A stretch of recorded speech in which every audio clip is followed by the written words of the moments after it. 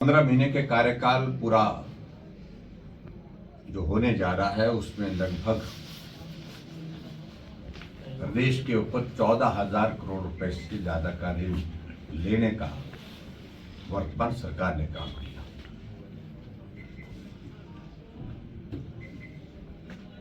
और हिमाचल प्रदेश में जिन बातों को लेकर के कहा कि हम हट करके काम करने वाले हैं, हट करके सोचने वाले हैं, जिसमें वाटर सेस का इन्होंने विशेष रूप से जिक्र किया था।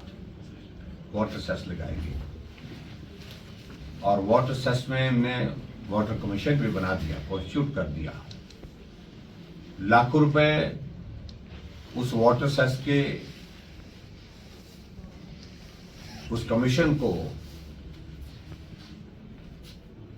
जो उसमें मेंबर लगाए, चेयरमैन लगाए, उनको चला गया। लेकिन हाई कोर्ट ने उस कमीशन को ही गलत करार दिया है। ये भी हाल ही में निर्णय है। और वर्तमान में हालात जो हिमाचल प्रदेश में राजनीतिक दृष्टि से बने, हमारा ये मानना है, हमारा ये कहना है और ये सबूत के साथ कह रहे हैं कि हिमाचल प्रदेश सरकार अल्पमत में आ चुकी है।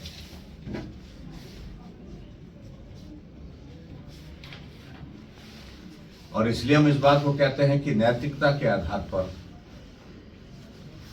सत्ता का संचालन करने के बाद का काम जो है कांग्रेस के पास अब रहा नहीं है। आप कल्पना करिए, जो एक व्यवस्था है उस व्यवस्था के अनुरूप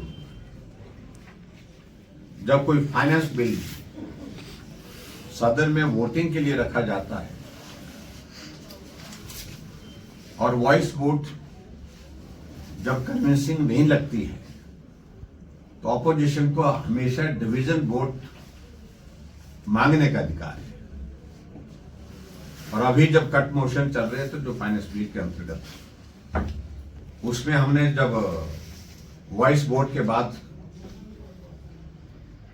वोट ऑफ डिवीजन मांगा तो स्पीकर महोदय ने हाउस एडजॉर्न कर दिया।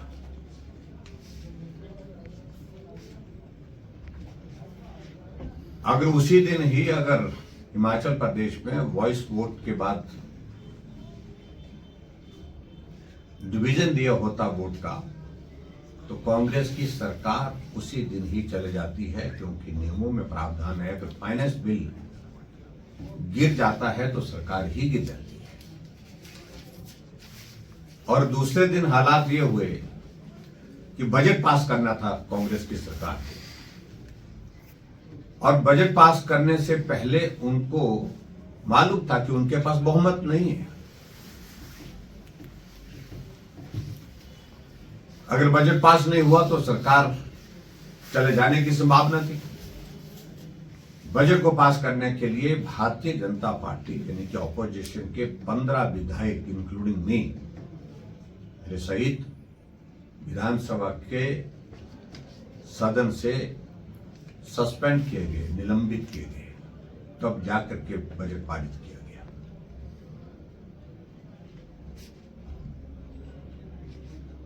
और इसलिए इस बातों का हम कह रहे हैं कि कांग्रेस के पास मैंडेट नहीं है। और हैरानी की बात हम तो तब दिखती है बजट पास होने के बाद